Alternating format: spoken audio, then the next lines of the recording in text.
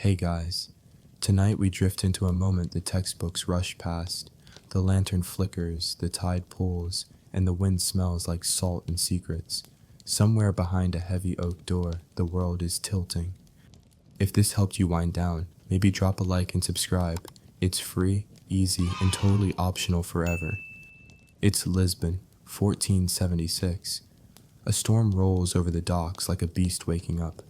Canvas sails snap like whips. Rain taps on stone like impatient fingers. You duck beneath the archway of a seaside tavern where someone's always whispering things not meant to be heard. The air inside smells like stale wine, sea salt, and too many damp cloaks. You press in anyway.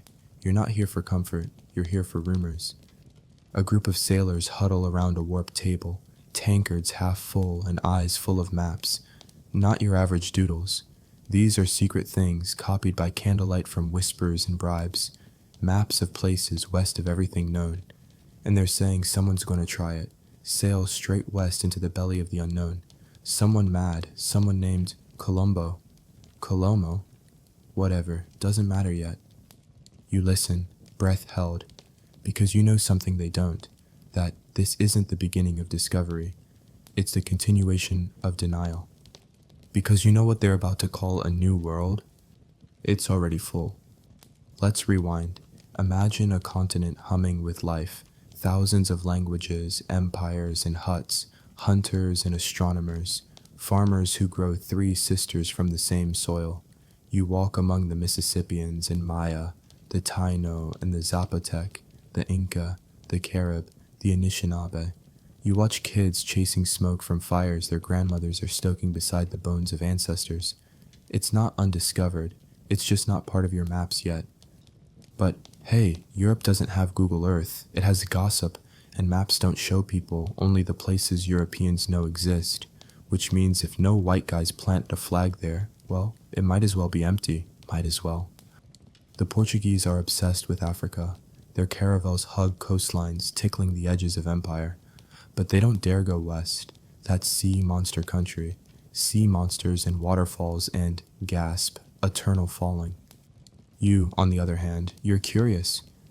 You sneak into a cartographer's chamber and run your fingers over the Mappa Mundi, that glorious medieval mess of lions, saints, and sins floating next to the Holy Land. You notice that off the left edge, way off, someone sketched a green blur. It has no name, just a note. Here be dragons. Of course, historians still argue whether those dragons were symbolic or sincere. Were people truly scared of falling off the earth? Or was it just an excuse to stay safely colonizing lands already deemed near enough? Here's the thing. By the time Columbus was born in Genoa, 1451, plenty of clues had already washed up on Europe's shores. Strange wood, drowned canoes, and even darker whispers. Let's talk about the Vikings. Yeah, Leif Erikson and his bunch. Around the year 1000, they landed on the edges of what we now call Newfoundland. They called it Vinland. They didn't stay long. Maybe the winters were too harsh. Maybe the locals too sharp. Either way, they left, and Europe promptly forgot. Or ignored. Because even 1,000 years ago, discovery was a PR game. And Vikings didn't have printing presses. Meanwhile, back in Lisbon, you hear sailors muttering something more recent. There are rumors, half lost in North African ports, of black-skinned travelers in great canoes seen far out to sea. Historians still argue whether West Africans might have made transatlantic voyages before 1492. Some say it's wishful thinking. Others? Well, what's more unlikely? Ancient ships sailing west, or an entire hemisphere being accidentally bumped into. You don't know yet, but you feel the cracks forming. One of those sailors at the tavern has a knife. He's carving lines into the table, tracing imagined coasts. There's gold there, he slurs, and land for the taking. Another chuckles, and girls who don't wear shirts. History, it turns out, is often written in equal parts greed and teenage boy fantasy. You step outside, the storm's letting up. A young man leans against a barrel, soaking wet, staring at the horizon. He's not rich, not noble, not particularly educated, but his eyes burn like they've already seen the place he's headed. Columbus, he mutters when you ask his name. You smirk. What are you hoping to find? He pauses. Not find exactly, claim. A small difference, but an enormous one. Because here's the trick. Columbus doesn't think he's discovering anything new. He thinks he's finally outwitting the Portuguese monopoly on the spice trade. He wants to go west, to reach the east. He's carrying Marco Polo in his head and a few badly guessed math equations in his pocket. He believes the earth is round, good, but way too small, less good. He thinks Japan's just a few weeks' sail west of Spain, which would be hilarious if the stakes weren't about to involve millions of lives.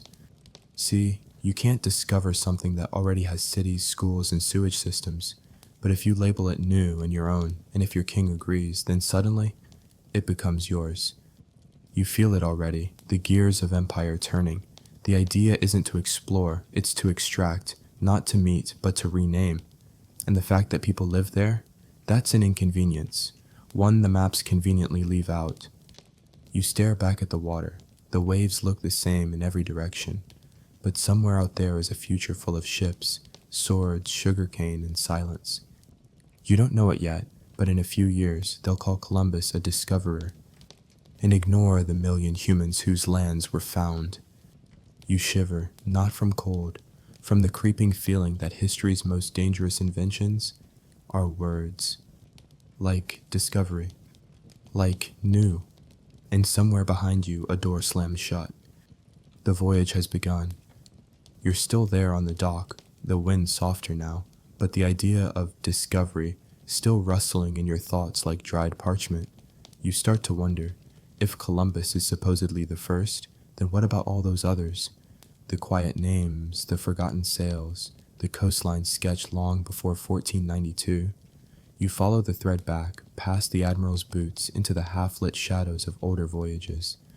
You find yourself in Iceland, not touristy, airport Iceland, but frostbitten, saga-soaked Iceland, where legends drift like sea fog and history is carved into stone and memory. Here, you meet Leif Erikson, son of Eric the Red, who once called Greenland green just to get people to move there, which, if you think about it, makes him history's first real estate scammer. Leif's voyage isn't romanticized, it's practical, rugged, full of salted fish and splinters. Around the year 1000, he sets sail west and lands in what becomes known as Vinland, probably Newfoundland today. The Vikings build some houses, stay a winter, maybe trade, maybe fight. No one brings gold trinkets or papal bulls. They don't claim anything, and then they leave. Why? Historians still argue. Some blame hostile locals, others point to supply issues, internal bickering, or just a plain lack of interest. Maybe the Norse just weren't that into colonizing at the time. They came, saw, shrugged, and sailed back home. You picture Leif standing on a stony coast, frowning at a bitter wind, thinking, not worth it. But you know what's wild, they remembered. For generations, Icelandic sagas told of Skrælings, the Norse word for indigenous peoples, of battles and berries and broken hopes. The story stayed alive, just not in the Latin-scripted halls of southern Europe, where Columbus would later rise. That's the thing, it's not discovery if no one listens. And then there are the maps. You find yourself in a candlelit library in Venice, squinting at a scroll. There's something off, a hazy landmass west of Europe. It's not labeled, not confirmed, but someone's definitely drawn it. The Vinland map, scholars call it, centuries later. Whether it's authentic or not is still debated. Some call it a forgery, others a clue. But either way, it whispers that people had some idea something was out there. And not just the Norse. You shuffle east, across the Mediterranean, down to Mali. Yes, Mali. Because in the 14th century, Emperor Mansa Musa's predecessor, Abu Bakr II, is said to have launched an enormous expedition westward, seeking to know what lay beyond the Atlantic horizon. Hundreds of ships, thousands of men, and then nothing. They vanish into history's mist. Did they sink? Land somewhere? Leave traces we've yet to unearth? Historians still argue whether the expedition was real, myth, or a little of both. But the idea? The idea is electric. Africa, too, might have reached out to touch the Americas, centuries before Columbus's first confused log entry. And then, almost forgotten in the footnotes, you stumble across oddities. Cocaine and nicotine traces in ancient Egyptian mummies, pre-Columbian sculptures in Mexico that some say resemble African or Asian features, a few isolated chicken bones in Chile dated suspiciously close to Polynesian seafaring timelines. Now, look, we're not diving headfirst into alien pyramid territory, but we are acknowledging that oceans didn't function like do not cross tape. People traveled, drifted, tried, some failed, some maybe didn't. And here's a detail you'll like. Chinese explorers under Zheng has sailed massive treasure ships in the early 1400s, huge floating palaces far bigger than Columbus's clunky caravels. They reached India, the Persian Gulf, even the east coast of Africa. There's a theory, hotly debated of course, that they might have even touched the Americas. No proof, but still tantalizing.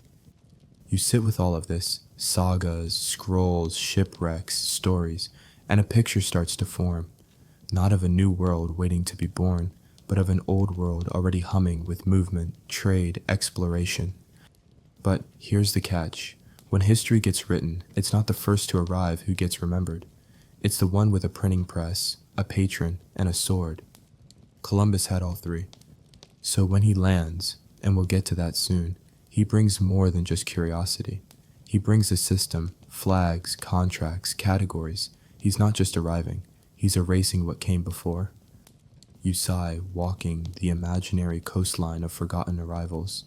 The sun is rising in your mind now, burning away some of the myths, and you think of something simple, quietly unsettling. What if it's not about who discovered what? What if it's about who got to define what counts? Because a Norse village that disappears, a Malian fleet lost to memory, a carved map with no printed backup, these don't fit the neat package of discovery, but a European Christian man with royal backing, legal documents, and later statues, now that's history. It's not fair, but it's effective. You hear the waves again, the wind's back, someone, somewhere is plotting another voyage west, and they won't just visit, they'll name, they'll draw borders, they'll rewrite, and all those who came before, they'll be edited out. Footnotes under the big, bold headline, Christopher Columbus discovered America. You lean on the railing of an imagined ship now, not one bobbing gently in calm waters, but one itching to cut across a map like a knife. It's Spain in the late 1400s, and the mood isn't curiosity. It's desperation, with a side of, we've got nothing to lose. You hear the bells of Granada still tolling after the last Muslim rulers surrendered the city in 1492. Yep, that 1492. Same year Columbus sets sail, Spain also finally finishes its centuries-long reconquista, kicking out the Moors and reuniting the Christian kingdoms. The Spanish crown's feeling powerful, hungry, and a little manic. Empire is in the air. You can almost smell it. But here's the thing. Everyone wants spices. Actual spices. Like black pepper, cinnamon, and clove. They're the iPhones of the 15th century. Expensive, stylish, and everybody who's anybody is trying to get their hands on them. Why? Because nothing says wealth and status like being able to make your medieval meat taste slightly less awful. Problem: the best spice routes go east, through the Middle East, Persia, India, and guess who controls those routes? The Ottomans. Oh, and also the Venetians, those shifty Mediterranean middlemen. Portugal's already cutting south around Africa, building forts like breadcrumb trails down the coast, and Spain is starting to panic. So when Columbus shows up with this wild-eyed plan, sail west to reach the east, the Spanish monarchs Ferdinand and Isabella don't laugh him out of the room, not anymore. Because suddenly, this weird Genoese guy might just be the loophole they need. Spice shortcuts, gold, glory, and of course, spreading Christianity. Can't forget that part, it always sounds nice on paper. You're there when he negotiates the capitulations of Santa Fe. Picture a sun-drenched tent on the edge of conquest, fresh off the fall of Granada. Ferdinand and Isabella agree. If Columbus actually finds anything, he gets titles, riches, even a cut of the profits. The deal basically says, sure, Admiral of the Ocean Sea, we'll make you a noble if you pull this off. Just don't come back empty-handed. And you notice, no one's talking about the people already living wherever he might end up. Because as far as Europe's concerned, if they don't have monarchs, crosses, or markets, they don't count. And what about the ships? You walk the decks, the Nina, Pinta, and Santa Maria. 3 vessels smaller than modern school buses. They creak, they leak, and if you didn't already know they'd survive the trip, you'd bet against them. The crews are misfits, criminals, peasants, a few true believers, but mostly just people with nothing to lose, a floating Hail Mary of hope and ambition. You smell salted cod and desperation, and then you sail. Weeks of open ocean, no land, the compass acts weird, supplies dwindle, some men start whispering about mutiny. Columbus writes 2 logs, one honest, one fake, so the crew doesn't panic. You lie in your hammock and stare at the stars, wondering if the world ends out here after all. But then, on October 12th, 1492, land. Not Asia, but something. You step onto white sand. It sparkles under the moonlight. Palms sway. Birds scream like the trees themselves are singing. You've landed in what Columbus will call San Salvador, probably one of the islands in the Bahamas. Columbus believes it's the East Indies. He meets the Taino people, friendly, curious, open-handed, and like a kid mislabeling a school project, he calls them Indians. You wince. This isn't a misunderstanding, it's a convenience. Because if these are Indians, then Spain can claim it's reached Asia, and everyone back home gets to celebrate. No need to adjust the map, just the names. He writes in his journal that the Tainos would make good servants, that they have no iron, no religion, by his standards, no ships. He sees opportunity. You see people, tattooed, laughing, proud, living in societies rich with meaning, with words Columbus will borrow forever, canoe, hammock, barbecue. One detail stands out. Columbus notes that the Tainos trade everything willingly. He reads this as weakness. You recognize it as a culture that values community over hoarding. But his version wins. And what's strange? He keeps asking where the gold is, as if every smile, every song, every village is just a detour on the road to riches. The land is lush, the people kind, but Columbus sees only glitter and God, gold and gospel. He believes he's been chosen, that this is part of some divine plan. You walk behind him, watching him plant flags in places already full of names, full of meaning. Every island becomes something else. Cuba, Hispaniola, Navidad. History is being overwritten like a bad draft. And here's your quirky tidbit for tonight. When Columbus and his men first arrive, they're completely confused by tobacco. They see the locals puffing smoke from rolled leaves and assume it's some kind of sorcery. One sailor even writes that the Tainos drink smoke and is very concerned about demonic influence. You chuckle. Medieval Europeans were not known for their chill. But as you move inland with the expedition, the stakes get higher. Columbus is no longer just mapping, he's claiming. The idea of discovery has calcified into entitlement. These aren't neighbors to meet, they're resources to control. And when he heads back to Spain, he brings proof. Some gold trinkets, a few exotic birds, and several kidnapped Tainos. That's what proof looks like in the age of empire. People paraded like trophies. And nobody asks their names. You sit on the deck of the return voyage, sails full, heading home with stories that aren't quite true, stories that will become textbooks. Columbus still thinks he found Asia. Everyone else is just excited he found something. And you? You know it wasn't nothing, but it wasn't new. The ocean wind is at your back now, pushing the ship eastward toward Europe, toward fanfare. Columbus paces the deck behind you, rehearsing his lines like an actor with too many opening nights crammed into one. His cloak snaps in the breeze. He's going to be famous. You can feel it already, and so can he. But somewhere behind you, far out of sight across the sea, the world he just left behind is still breathing, still laughing, fishing, gathering, weaving, building, even as the storm of change sails straight for them. You don't need to wait to see what's coming. You've seen the story before, just not in this setting, and it always starts the same way. First with a smile, then a misunderstanding, then a flag in the ground and a name that doesn't belong.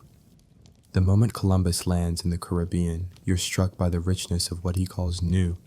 You follow him into Taino villages, where hammocks swing gently between palm trees and cassava bakes over smoldering earth ovens.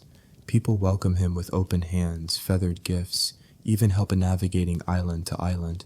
There's no fear at first, only curiosity. But he doesn't see the depth of what's around him. He doesn't see the complex kinship systems, the sacred groves, the oral histories that stretch further back than any European king's family tree. He sees raw material, trade potential, souls to save. Let's pause there, because the Tainos aren't passive extras in a European drama. They're the center of their own world. Their houses are round, built with perfect symmetry to the seasons. Their chiefs or caciques lead not with brute force, but with spiritual and communal wisdom. Their societies are built not around conquest, but reciprocity. You spend a quiet afternoon sitting in a beatty, the ceremonial plaza where ball games, rituals, and community gatherings unfold. The carved stones, the patterns of the earth, all of it speaks to meaning, to memory, to presence. But Columbus doesn't ask questions. He plants flags. The mainstream historical fact here is that he met the Taino, peaceful, generous, populous. Within 50 years, they would be nearly wiped out. And the word Taino? For centuries, it was nearly forgotten, erased by the very voyage that supposedly discovered them. And here comes the first major moment of erasure, the renaming. Each island gets a new identity, one that fits more comfortably into the European imagination. Guanahani becomes San Salvador. Cuba keeps its name, but only barely. Haiti and the Dominican Republic, together known as Hispaniola, are labeled a new Spain, as if all that came before was just scaffolding for European glory. You walk beside Columbus as he scribbles these names into his journal with the same authority one uses to name a pet. These names will be printed, they will stick, and they will shape the way entire continents are imagined for centuries. It's the cartographer's paradox. Whoever names the place defines its story. Even the word Caribbean gets twisted. The Carib people, fierce defenders of their lands, are painted as cannibals by rival tribes and frightened Spaniards, and once a group is labeled cannibal, suddenly anything can be done to them. They become a loophole in morality. You hear the slurs echoing down generations. You sigh. These islands aren't empty, they're full of people, languages, agriculture, trade routes. Even concepts like barbecue come from here, a word taken from the Taino barabiku, meaning sacred fire pit. And next time you're flipping burgers in July, remember, you're standing on linguistic colonialism with ketchup. Here's your fringe tidbit of the day. The Taino used cotton nets for fishing that were so effective and intricately knotted. Some early Spanish chroniclers copied the designs for use back home. These weren't primitive people. They were engineers, craftsmen, navigators. But the stereotype of noble savage would prove easier to justify conquest than admiring their science. You wander past a ceiba tree, sacred to many indigenous cultures. Its roots stretch like fingers into the soil, and its branches scrape the clouds. Elders gather beneath it to tell stories of the world's beginning. It's not just a tree, it's an axis mundi, a bridge between worlds. But Columbus doesn't record the stories. He records resources. Parrots, cotton, gold, always gold.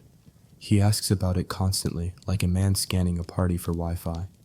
Where do you find it? Who has it? Do they wear it? The Taino gesture vaguely. For them, it's ornamental, shiny, pretty, sure, but not worth killing over. He sees this as ignorance. You see it as sanity. Because now he's fixated, obsessed. Every village, every gift, every conversation is twisted through a golden lens. He's like a child holding a treasure map and demanding the X be visible immediately. And still, the Tainos try to help him. They draw crude maps in the dirt. They offer translators. They ferry him between islands. You ride along, heart aching, because you know this is the last time anyone from these islands will be treated with this much innocence. The tone changes when the Santa Maria wrecks on the coast of Hispaniola. You help build a small outpost, La Navidad, from its timber. Columbus leaves behind men, promising they'll trade fairly, follow local customs, be good gets. You don't believe that promise for a second. And you're right, not to. Because by the time Columbus returns on his second voyage, La Navidad has been burned to the ground, the Spaniards slaughtered. Columbus blames the locals, not his crew's arrogance, not their theft, not their violence, not their breaking of every code of hospitality the Taino ever offered.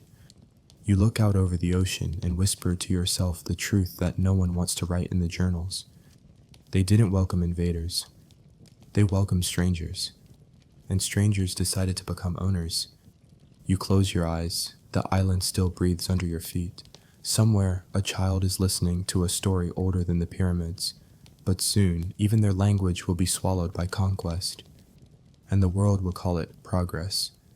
You're back on Hispaniola, the sails gone and the outpost silent. The fort of La Navidad lies in smoldering ruin, picked clean, overgrown, the palms swaying like they're trying to erase the memory. Columbus walks the ash, jaw tight, his eyes darting as if betrayal should have left footprints. He's furious, confused, but not introspective. You, though, you remember the gleam in his men's eyes before he left, the way they touched everything like it was already theirs, the gold lust, the arrogance, the way they whispered about Taino women like they were rumors to be possessed. Columbus left behind wolves and expected them to act like monks. The Tainos didn't burn that fort without reason.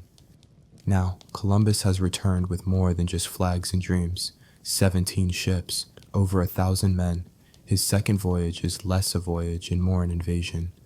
Priests, horses, weapons, colonists. You can hear the mood shift in the hulls of the ships. This isn't about discovery anymore. This is about possession. And that means renaming things again. You find yourself walking with a group of scribes and captains reciting names over trees, rivers, and villages, names in Latin and Castilian, names that sound like prayers but act like claims. They rename mountains, ignoring what the locals have called them for centuries. They rename Zaymaca to Jamaica, Bohio to Cuba. It's like watching someone barge into a house, throw out the furniture, and then put a sticker on the door that says, "Mine now." And maybe the cruelest part? The ease of it, the soft scratch of a pen across parchment, as if ink has the authority to erase bloodlines. You sit beside a man named Guacanagarix, a Taino cacique who really tried, to make peace. He offered aid, gave Columbus shelter after the shipwreck, but now he watches as his world is carved into provinces with Spanish names. His face is stone, he speaks less, he knows what's coming. And here's your mainstream historical fact for tonight. The Spanish formally began constructing a permanent colony on Hispaniola after the failure of La Navidad. They called it La Isabela, the first European town in the Americas.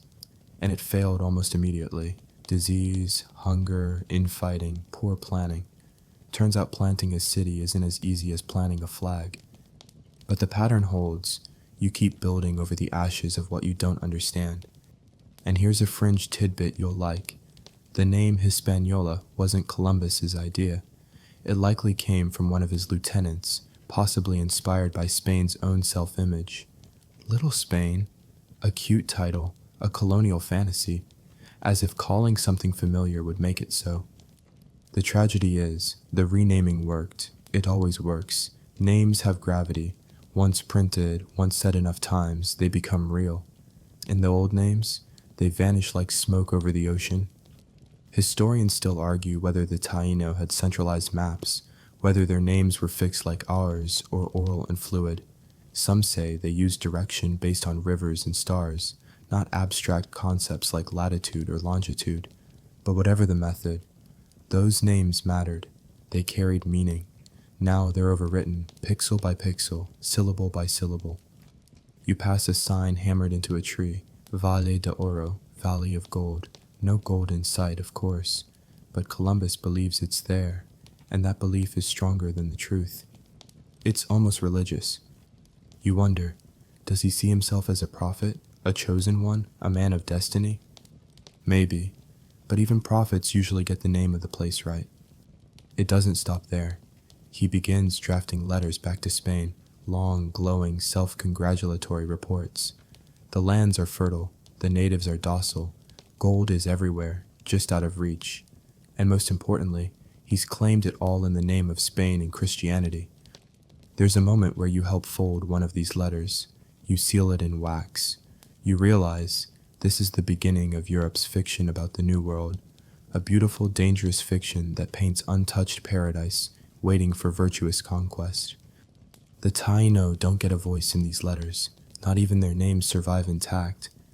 You walk down a beach where children once played. Now there's a fence, a sentry post, and a Spanish banner flapping overhead. It reads, Castilla del Oro, not a kingdom, just a placeholder. Because Columbus doesn't see what's here. He sees what could be imposed. You kneel by a small shrine, not Catholic, but Taino. Shells, feathers, carved wood, offerings to spirits that have lived here since before Rome rose and fell. You whisper their names to yourself, names that no longer appear on maps, each one a ghost of a place now called something else. And yet the land remembers. You watch a tropical storm roll in.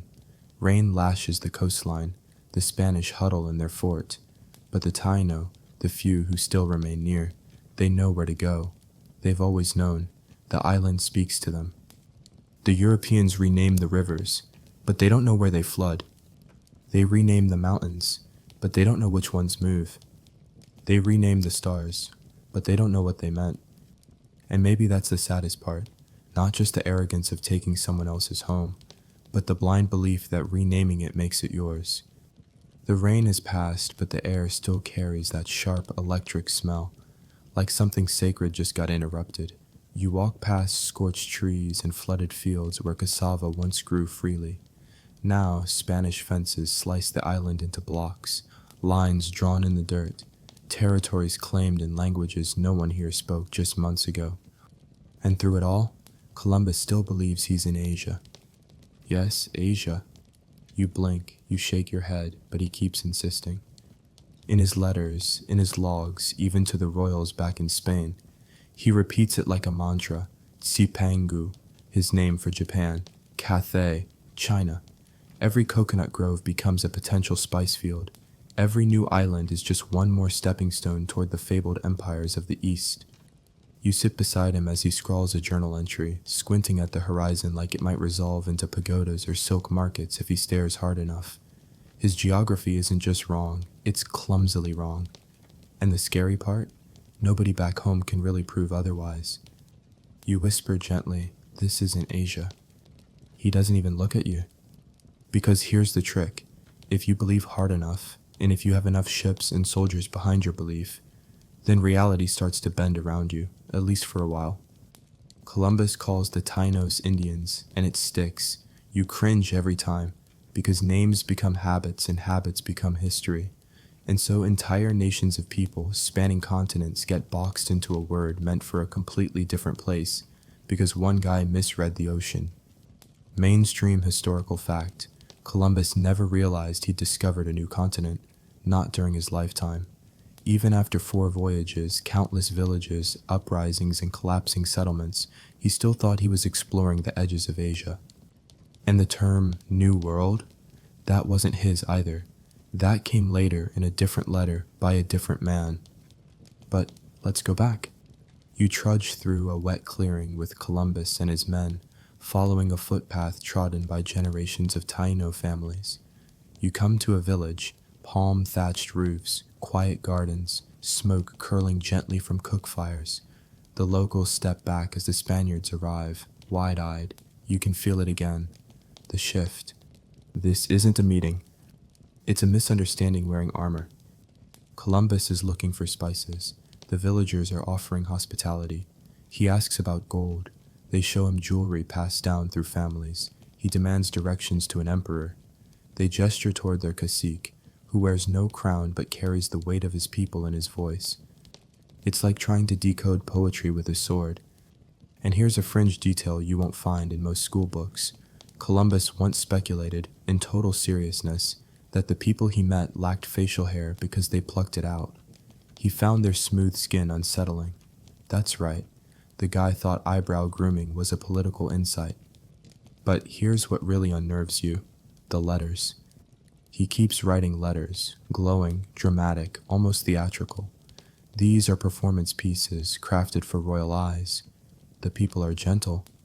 They'll make good servants. They are ripe for conversion. It's sales language, as if he's not describing a place, but pitching a product. And with every word, you feel something slipping. Not just truth, but possibility. Because the deeper Columbus believes he's in Asia, the more he's able to ignore the signs that he's not. Different languages, tools, customs, none of it adds up to Asia. But he doesn't stop, because if he's wrong, the whole fantasy collapses. The funding, the titles, the legacy, all of it balanced on a single fragile idea, that he knew where he was going. Historians still argue whether Columbus genuinely misunderstood or whether he knew the truth and bent it for convenience. Was he deluded or just determined? Either way, he never uses the word America. That honor goes to someone else. You sit on a beach one night, listening to the waves crash under a sky stitched with stars. A Taino elder beside you draws constellations with her finger in the sand.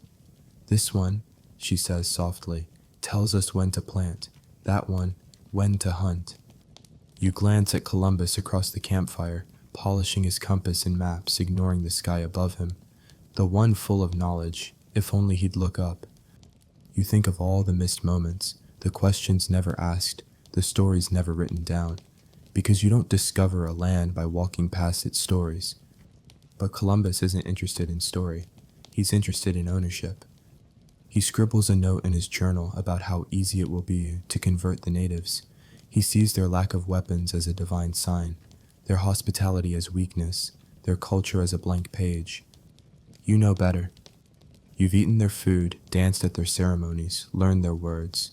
You've stood in silence while they mourned the first death from disease. Smallpox, maybe, or flu, it's beginning. You walk beside the admiral as he stares at a mango tree and mutters something about cinnamon. It's not, you whisper. It's something else. But again, he doesn't hear you. Because discovery, in this version of the story, isn't about seeing clearly. It's about seeing what you want and making it real. You pause near a river that locals call Guarico. Columbus renames it Rio de Oro. No gold in sight, of course. You've seen this before. A mapmaker back in Spain will take that name, ink it onto a vellum scroll, and print it for nobles to hang in their libraries. River of Gold. As if the gold was already there. As if the name makes it true. You wake before dawn, the jungle still hush with dew, but already the admiral is pacing, boots sinking slightly into the damp earth, eyes fixed on the sky as if it owes him an answer. He's waiting on something, word from the crown, a shipment of supplies, a sign from God maybe. But the truth? He's waiting to be proven right. And today, that means paperwork. You sit beside him under a canvas awning as a scribe unfurls a scroll. An official copy of the capitulations of Santa Fe, the royal contract Columbus signed with Ferdinand and Isabella. The scribe's hand shakes slightly in the heat, ink smearing like shadows. And there it is, in looping letters and royal stamps. Admiral of the Ocean Sea, Viceroy, Governor General, 1/10 of all riches. It's a wish list dressed up as a decree, a set of titles and powers Columbus negotiated before he found a single grain of gold, a single soul to convert, or a single new thing, all based on hypothetical discovery. You trace the words with your eye and feel it. This wasn't about adventure. It was about exclusivity. Columbus didn't just want to explore. He wanted to own, govern, profit, rule. And the crown. Well, they weren't exactly fooled. They were desperate. Spain had just finished a war, emptied its treasury, and needed a win. So they agreed, not out of faith, but out of gamble. You look at the language in the contract. It's not poetic, it's legal. Crisp, cold clauses about ownership, rights, titles. It reads like a real estate deal for a house no one's seen yet. That's how land was discovered. On paper. Here's your mainstream historical fact. Columbus was promised 10% of all wealth gained from lands he discovered, plus governorship over any new territories. It was one of the most generous contracts ever granted by a European monarch to an explorer. Here's your quirky tidbit. The capitulations also granted Columbus the right to create his own coat of arms, complete with a castle, a lion, and some curious islands. The man was branding himself before the world even knew what a pineapple was. You sit back, watching him dictate another letter. He's naming himself again. Admiral, Governor. He signs it with confidence. But you can feel the cracks already forming, because you've walked the muddy streets of La Isabela, Spain's first real colony, and it's not glory you smell, it's rot. Sick men groan under thatched roofs, rats crawl through empty storerooms. The gold they thought they'd find, trickles of dust in mountain streams. Nothing like the fabled rivers of Chipangu. The colony is fracturing, and with it, so is Columbus's reputation. Still, he clings to his contract, that sacred paper, that promise. Like if he holds it tightly enough, it will become reality. But governing turns out to be much harder than sailing. You watch as disputes rise, among the colonists, with the natives, between factions. Columbus isn't trained to lead people. He's trained to chase dreams. And the dream is starting to stink. The crown sends inspectors, not many, but enough to poke holes. They want answers. Where's the gold? Why are the settlers starving? Why are the indigenous people missing? You glance toward the mountains. You've seen the work parties, encomiendas they call them, a new system where Tainos are entrusted to Spaniards for conversion and labor. The paper makes it sound generous, but on the ground, you see the whip, you see the chains, you see fear replace hospitality. And Columbus, he just keeps writing. His journal entries now sound manic, delusional. One day he's quoting the Bible, the next he's boasting of gold mines, the next he's interrogating captured Tainos for directions to cities that don't exist. He still thinks he's in Asia. You try to speak to him one morning, gently, like you're breaking bad news to a friend. This isn't Cathay, this isn't Chipangu, this isn't any of it. He looks at you like you've betrayed him. It has to be, he says, because the crown signed the papers, because the titles are mine, because I saw it in a dream. You nod slowly. Because you understand now. He didn't just want to find new land. He wanted to matter, to be remembered, to go down in history not as a sailor, but as something bigger, a maker of empires, and he almost did, until the facts started piling up like driftwood, the failing settlements, the vanishing gold, the rising death toll. Historians still argue whether Columbus's descent into madness came from stress, tropical disease, or sheer stubbornness. Maybe all three, but you know it started the moment his dream touched land and refused to look like the brochure. You helped translate a report meant for Queen Isabella. It's full of glowing praise, but you know it's a lie.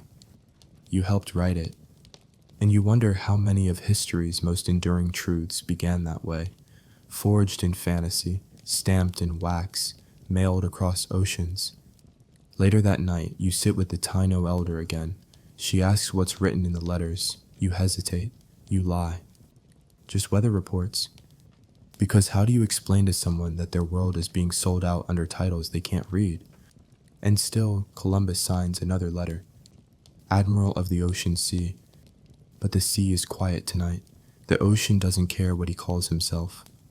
And neither do the stars. The stars are out again, but they don't shine like they used to, not since the Pope got involved. You're in Rome now, not literally, but in spirit, in bureaucracy, in ink-stained diplomacy. Because back in Spain, Columbus is still trying to convince everyone he's found the edge of Asia. But here in the Holy City, something far stranger is happening. The Pope just drew a line across the world. You hear the scratch of a quill before you see the map. It's absurd, really. One wide stroke splitting the globe in two like a cake, divided between two children who already ate dinner. One side for Spain, one side for Portugal. No discussion with the people who actually live in those lands, of course. No pause to ask what a Taino elder might think of such a line running invisibly through her horizon. Just, this is yours, that is theirs. Signed, sealed, sanctified. Mainstream historical fact. In 1493, Pope Alexander VI issued the bull Inter Caetera, granting Spain rights to all lands west of a certain meridian, lands not yet discovered by any Christian nation. It was followed by the Treaty of Tordesillas in 1494, shifting the line a bit east so Portugal could still claim Brazil. The rest, fair game for whoever got there first, and planted a flag. You lean over the parchment, no coastlines are accurate, no rivers correct, The Americas aren't even labeled yet. But the line, that glorious imaginary papally blessed boundary, it's permanent. And here's the wild part. The Pope isn't just doing politics. He believes this is a spiritual mandate. He sees new lands as blank pages for Christianity. The Church wants more souls. Spain wants more gold. Portugal wants more coastline. And the people living there? Well, you don't draw lines for the map makers. You draw them over the silent. You blink and you're back in Hispaniola. A Portuguese merchant has arrived to contest some territory. He's holding a different map. You overhear his argument with a Spanish captain, both quoting the Pope like lawyers in a divine courtroom. This is east of the line, the Portuguese insists. No, it's not, the Spaniard spits. You're reading it upside down. They both look at you. You just shrug. Maybe they're both upside down. Here's your fringe tidbit of the day. While the Treaty of Tordesillas is famous for slicing South America into pieces, most indigenous nations didn't know it existed.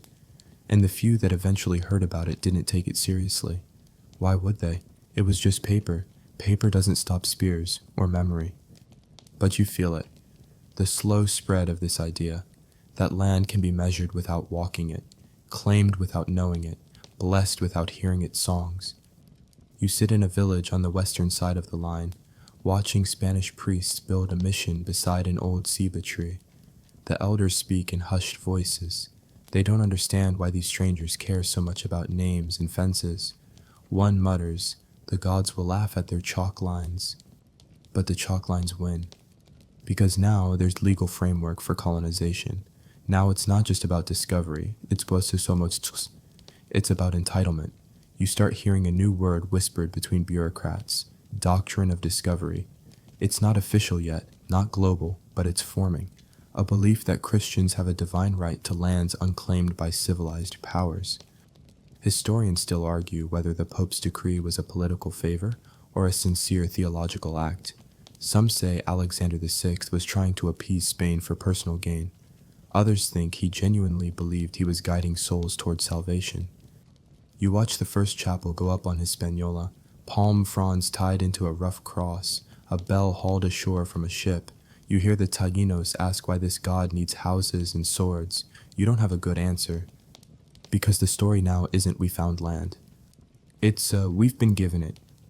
By a power far away. By a man in white robes who's never touched this soil, but his ink bleeds like blood all the same. And suddenly, the exploration fever is legal, noble, holy. You see the consequences almost immediately. Rival nations race to explore. Not because they're curious, but because if they don't, someone else will. The line fuels urgency. Portugal hurries to the coast of Brazil. Spain rushes to claim more islands. It's not about people anymore, it's about maps. You find yourself beside a shipyard in Cadiz watching crews build faster, stronger vessels. The age of exploration is no longer about voyages, it's about deadlines. And when you return to the Caribbean, the mood has changed. The priests are keeping ledgers. The governors are holding land grants. The newcomers don't ask questions. They arrive with shovels and scripture. One night, by firelight, Columbus paces in the sand.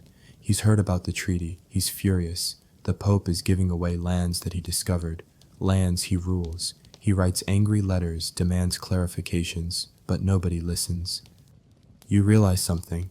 Even the dreamers get swallowed by the system. Columbus didn't carve the line. He just made it necessary. And as the stars wheel above you, uncaring, borderless, you think back to that map in Rome, that single sweeping line. So confident, so clean, so false. Because the earth doesn't recognize borders, rivers don't pause at imaginary meridians, trees don't care which side they grow on, and neither do the people, at least not yet.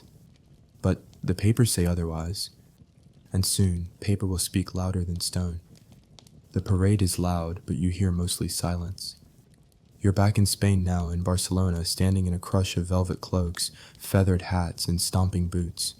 It's 1493, and Columbus has returned from his first voyage, not with the riches he promised, but with something, and for the crown, that's enough. You're jostled aside by a man carrying a brightly colored bird, a parrot squawking in some shrill syllables from across the sea. Behind him, baskets of tropical fruit, twisted gold trinkets, strange bows, and people. Yes, people, captives, taken from the islands, dressed up like props.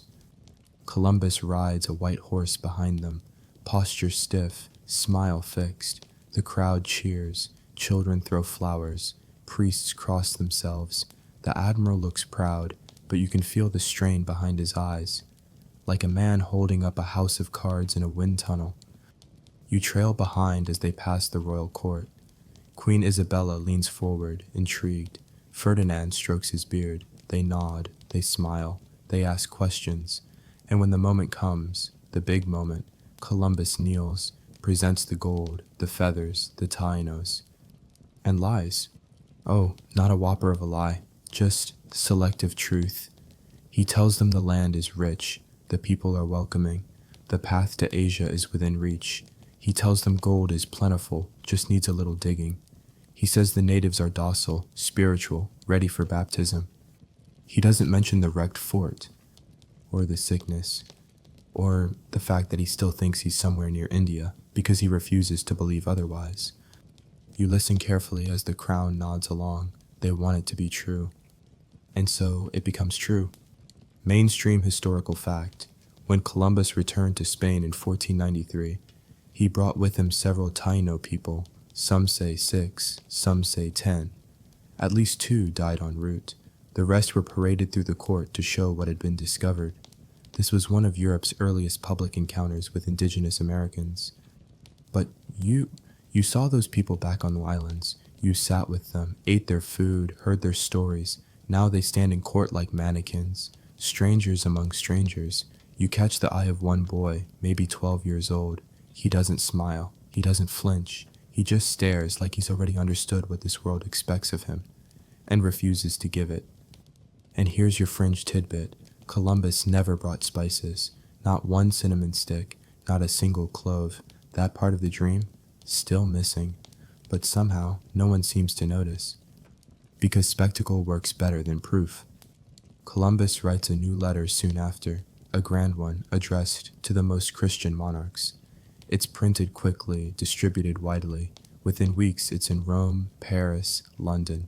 Copies spread like wildfire. In it, he describes lush lands, beautiful rivers, gentle people who practically beg to be converted. He says they offered him everything. He says it was easy. You bite your tongue so hard it hurts.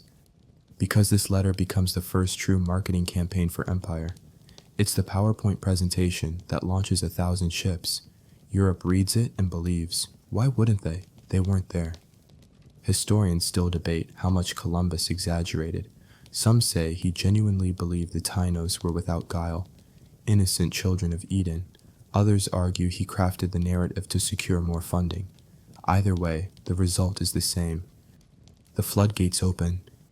You watch new ships being built, new contracts signed, new priests, soldiers, opportunists all lining up for the next voyage. The dream Columbus sold, a land of riches waiting to be plucked, is far more profitable than the reality. And you realize something uncomfortable. The lie is more powerful than the truth. Because lies can be printed, copied, bound into books. Truth needs time, faces, memory, and memory doesn't scale well. Back in Seville, a merchant shows you a cheap woodcut print, an island shaped like a heart with palm trees and smiling Indians dancing around a golden fountain. You stare at it, you try to laugh, but your stomach turns. The press has done its work. The people in Europe now believe in a fantasy version of the New World, not filled with complexity, sovereignty, or struggle, but with opportunity, cheap land, endless wealth, and humans too, convertible, enslavable, manageable. You try explaining this to a noble one night. You tell him what it was really like, the languages, the beauty, the names of rivers not yet renamed. He smiles politely, then asks if there were pearls. And here's what eats at you. Columbus's story sticks not because it's true, but because it's repeatable. It's just vague enough to fit other ambitions, just promising enough to keep people investing. You walk along the docks as the second voyage is being prepared. 17 ships, over 1,200 men, livestock, seeds, tools, weapons. You spot a priest carrying a gold crucifix, whispering Latin blessings into the salt air. A man beside him sharpens a blade. And in the distance, Columbus watches it all, a faint smile curling beneath his beard. He knows the truth is unraveling. He knows the dream is cracked. But so long as he keeps feeding the machine, it keeps moving. And by the time anyone figures out what's really happening, they'll be too far in to stop. You hear it before you see it. The scraping of quills, the fluttering of pages, the quiet frenzy of ideas being multiplied. You're in Rome again, not the holy halls of the Vatican this time, but a small print shop tucked between streets that smell of garlic and dust. The press is hot, clunky, alive, like a beast fed on ink and ambition, and feeding it today is a copy of Columbus's first letter, freshly printed, wildly edited, and ready to reshape the imagination of a continent. You watch a young man slide a page from the machine and hold it to the light. "A paradise," he murmurs, "a new Eden." You don't correct him, because the letter's already out. The damage, or the dream, is done.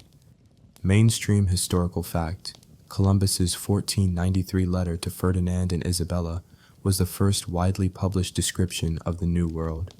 Translated into multiple languages and printed across Europe, it became a media sensation. The letter focused heavily on the beauty of the land, the simplicity of its people, and the potential for Christian expansion, with barely a word about struggle, violence, or confusion. You step back and look at the stacks of pages piling up. They're beautiful in a way. Crisp Latin text, vivid descriptions of birds that sparkle, rivers that sing, people who smile and serve. No mention of hunger, no mention of resistance, no mention of failure. This isn't journalism. It's propaganda. And here's your quirky tidbit, the version that most people read, probably not written entirely by Columbus. A man named Leandro di Cosco, working under the Roman printer Stefan Planck, is thought to have revised, or heavily cleaned up, the original. Some scholars even believe Cosco rewrote large parts of it. The goal wasn't accuracy, it was sales. You imagine Cosco hunched over his desk, squinting at the Admiral's messy script, thinking, let's trim the cannibal talk, punch up the paradise stuff, add a little divine destiny. And it worked. Europe bought it. Fast. Within months, Columbus becomes not just a man, but a myth. A brave Christian captain, a bringer of light to the dark corners of the earth, a symbol of righteous expansion, a man chosen by God to tame the wild. Historians still argue about who printed the first edition, and which version spread the fastest, but it doesn't matter, because suddenly Spain is flooded with letters of intent, nobles offering money, ships, men, priests writing hymns, artists sketching maps with dragons folding into palm trees. And no one stops to ask, what about the people already there? You walk through a marketplace in Florence, watching a boy chase a dog with a rolled-up copy of the letter. He calls out, "My father's going to the Indies." He doesn't know what that means, but it sounds brave, important, new. That's the thing about mass printing. It turns speculation into reality. Quickly, widely, permanently. And you realize something dark, sitting alone in a tavern in Venice, wine warming your throat. This is the first time an empire has used media to colonize imagination. Before the ships even arrive, before the soldiers land, before the swords leave their sheaths, the land has already been claimed in minds and hearts. Europe has pre-decided what it wants to believe. You think about the Taino back on Hispaniola. They've never read Latin, they don't know their world is being turned into a bedtime story. But soon, the people arriving will come not to understand, but to possess what they were promised. And it was the letter that made the promise. You flip through a translated copy. Some lines catch your eye. They are very gentle and without knowledge of evil. They should be good servants. They can easily be made Christians. I could conquer the whole of them with 50 men. You feel your stomach turn. This is what Europe is reading over breakfast, over dinner, in church. You ride a cart across the hills of Castile, listening to farmers talk about Colombo's new islands. They joke about opening taverns, finding gold, marrying native princesses. It's absurd, it's ridiculous. But also, it's serious. They believe it. Because someone printed it. Someone repeated it. And suddenly, a continent that had never seen a cassava root or heard a Taino drumbeat thinks it knows exactly what's waiting out there. Opportunity, obedience, ownership. You walk past a cathedral where a bishop is giving a sermon. God has opened a new garden for us. We must go forth and cultivate it. The word cultivate sounds soft, but you know it means conquer. And then you remember a whisper from a scribe earlier. Columbus said the natives don't use money, no iron, no religion, as if that made them empty. But you were there. You saw the altars made of coral. You saw the trade agreements sealed with song. You saw faith in every fire, every feast. They weren't empty. They were just different. But different is dangerous, especially when paper says otherwise. That night, you return to the press room in Rome. The last of the Columbus letters is inked and drying. You lean close. The words shimmer slightly in the lamplight. You think of how many will read them, believe them, build cities and cathedrals and empires on them. And somewhere far away, a boy walks the beach, wondering where his cousin went. Somewhere far away, a woman cries over an empty hammock. Somewhere far away, someone's world is ending. But over here, it's just page 2. It's quieter now. No printing presses, no cheering crowds, just the rustle of palm leaves and the slow whisper of waves against a broken shore. You're back on Hispaniola, again. And what strikes you this time isn't the sea or the sky, it's the silence. The Taino voices are fading, not because they stopped talking, but because no one is writing them down. You sit on a rock outside a ruined village, not a ruin of stone, but of presence.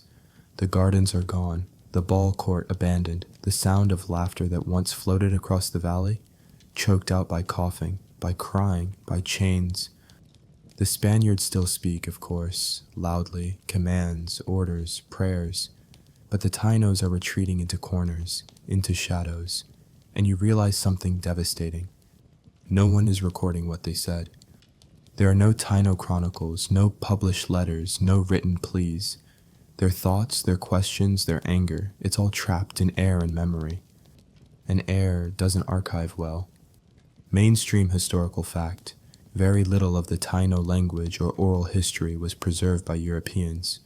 Most of what we know about them comes from the writings of Spanish chroniclers, nearly all of whom saw them as either innocent children or obstacles. Their actual perspectives were almost entirely erased from the historical record. You sit in a chapel built over a raised village. The priest lights incense, reads from scripture. A handful of converted Tainos kneel. You can't help but notice their old songs have stopped. The maracas are quiet.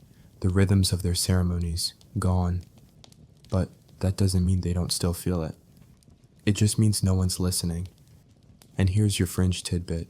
The word canoe is one of the very few Taino words that made it into global vocabulary, alongside hammock, hurricane, barbecue, and a few others. That's right, you're lying in a hammock eating barbecue while staring at a canoe, all because of a people who've been systematically silenced. It's a weird kind of immortality. Linguistic ghosts drifting through modern life. But what about the rest of their stories? Their gods, their jokes, their lullabies? You walk through a Spanish outpost newly built on the bones of what used to be Yaguana, a Taino town. Soldiers joke about gold, priests argue about baptisms. No one mentions the people who used to live here, except one man, a quiet scribe named Fray Ramon. He keeps a hidden journal. He writes down a story a Taino woman tells him. It's about a spirit that hides in waterfalls, about a hummingbird that carries lost souls back to the stars. Ramon hesitates before writing it, but he does. It's one story, one scrap of resistance, a whisper on a page surrounded by noise. Historians still argue whether that journal was real, or just attributed to later writers, but even if it never existed, the need for it did, a longing to hear the other side, to imagine what got drowned out in the clamor of conquest. You sit by a fire one night with the remaining elders. They speak softly, not in fear, but in grief. One tells you, our children are learning Spanish words, but they don't know our songs. and it hits you like a weight. This is what colonization sounds like. Not just guns or chains or forced labor, but absence, a soft erasing. You notice something else too. The Spaniards aren't trying very hard to understand the Tainos. Translators are few. Cultural training? None. It's as if they believe learning the local language would be beneath them. Because why bother speaking the language of people you plan to own? You write down a phrase a Taino boy says, just a greeting, 4 simple syllables. You say it aloud later. A soldier laughs. We've got words for that, he says. But they had them first. And now, fewer and fewer people are around to teach them. You visit the coast where the first ships arrived. It's still beautiful. Blue beyond belief. But the village is empty. The people fled inland, or died, or were taken. And still, in Spanish cities, the story being told is of gentle natives, abundant land, gold just waiting to be dug up. No one's writing letters about disease, about cruelty, about silence. You look at the parrots, bright, talkative, colorful. You wonder, is that why they survived? Because they repeated what was said? Because they made good pets? Because they were useful? You don't want to think that, but the thought won't go away. So now you start to listen harder. You eavesdrop on the elders. You memorize the rhythms of their speech, the patterns of their prayers. You begin repeating them quietly to yourself. Because someone has to. Someone has to remember what it felt like before the world got renamed, before the song stopped, before the stories fell silent. The sun sets over the hills, the chapel bell rings, the priest speaks Latin, but somewhere in the jungle a child repeats a word she wasn't taught in school, a word from her grandmother, a word that never made it into Columbus's journal. You don't know what it means, but you say it anyway, softly, like an apology. There's a chill in the morning air now, and it's not from the breeze off the sea. It's from the way the settlement smells different, not salt and smoke, not roasted cassava or rain-wet earth. It smells like prophet. You follow Columbus into a small tent pitched beside a hill, where maps are pinned to the canvas like butterfly wings, and on one of those maps, scrawled between symbols for mountains and rivers, is something new. Labor source, compliant. You blink. You know what that means. Everyone does. It's not about friendliness anymore. It's about extraction. And today, Columbus is proposing slavery. It's not subtle, not gradual, not dressed up in diplomacy. He's writing to the monarchs, laying it out plainly. The Taino people, he says, could be shipped back to Spain as slaves. They're strong, they're gentle, they don't know iron or horses, and he needs to fund his colonies somehow. Gold is scarce, so people will do. You stand there in that tent, feeling the air tighten like a rope. Because this is the moment everything shifts. Discovery becomes dominance. Curiosity becomes commerce. Hospitality becomes vulnerability. Mainstream historical fact. In 1494, Columbus began openly advocating for the enslavement of the indigenous people of the Caribbean. By 1495, he launched his first large-scale slaving expedition, capturing over 1,500 Tainos. About 500 were shipped to Spain. Nearly half of them died en route. You follow the procession down to the beach. Wooden cages, iron collars, faces you recognize, shoulders you've brushed, people who once offered you fruit or stories. Now they're bound, cataloged, loaded like cargo. Columbus stands nearby, arms crossed, scribbling notes. To him, this is strategy, necessary logistics. He talks about ensuring the colony's survival, as if that justifies everything.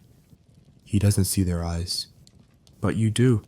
And here's your fringe tidbit for tonight. The Spanish crown didn't initially approve of enslaving the Tainos, not because of moral outrage, but because it complicated their vision of peaceful conversion.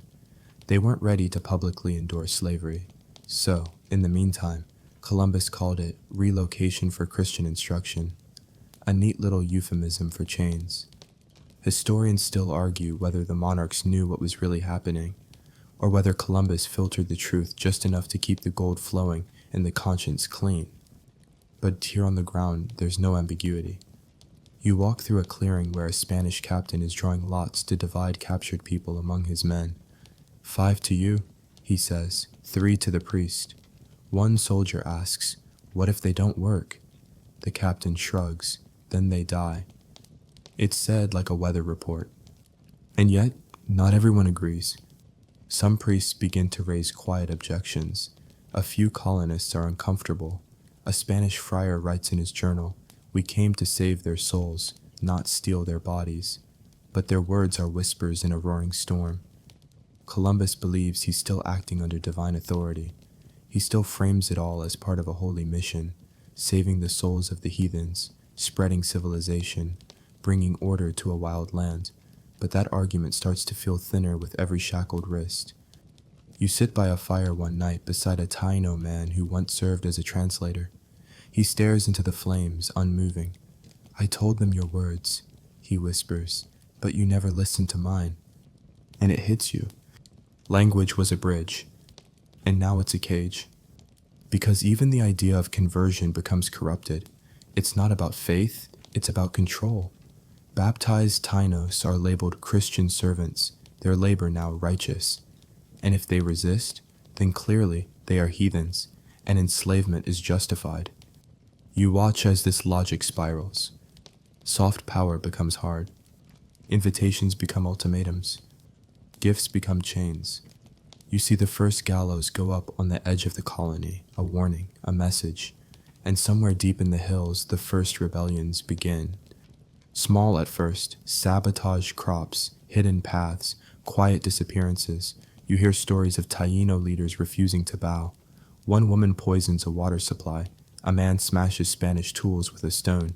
A child runs into the jungle with a carved idol in his hands, vowing to keep the old gods alive. But Columbus doesn't write about that. Not in his letters. Instead, he frames the uprising as betrayal. He tells the crown that the natives have turned violent, that they need harsher measures, that peace can only be maintained through force.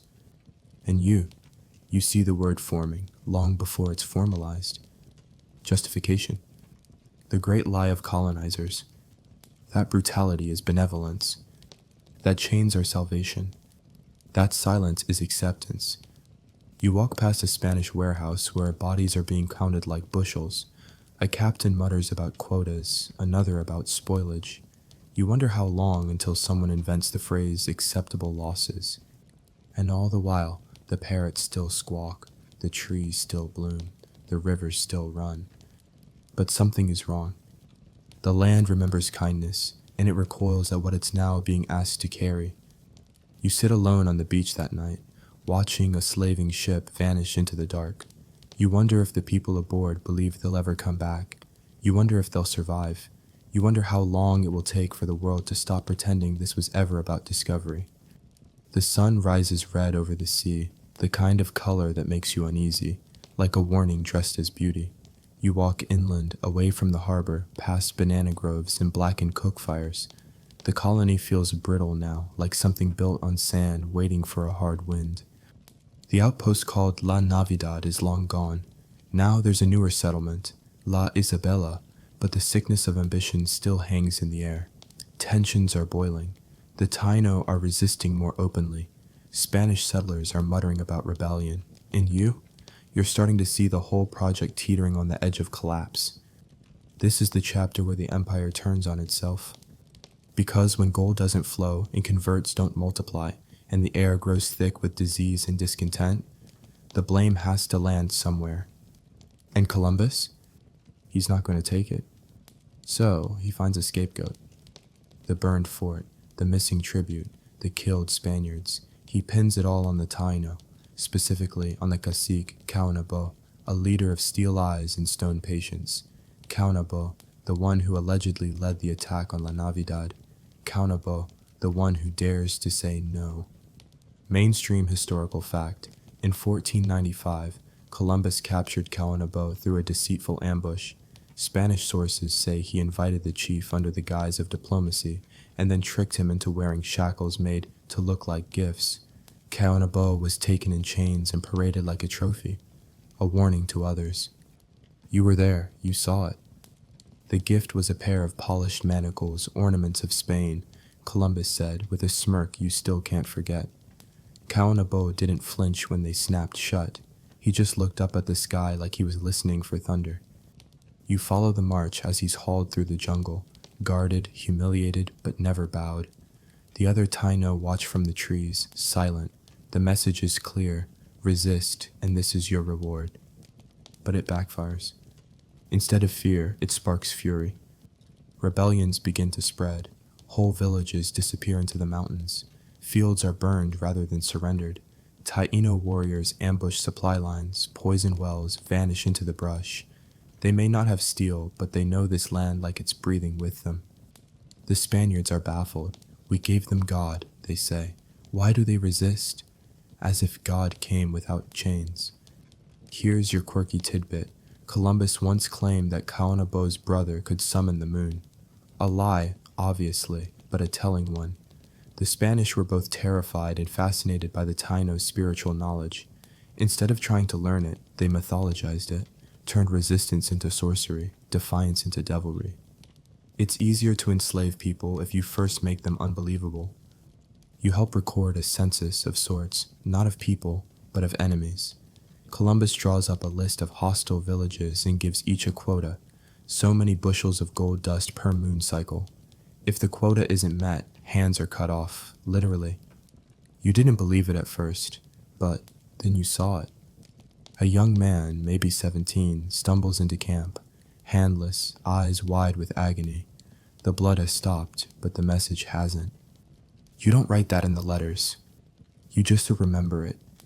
Historians still argue whether Columbus personally ordered mutilations, or if he allowed others to do it in his name.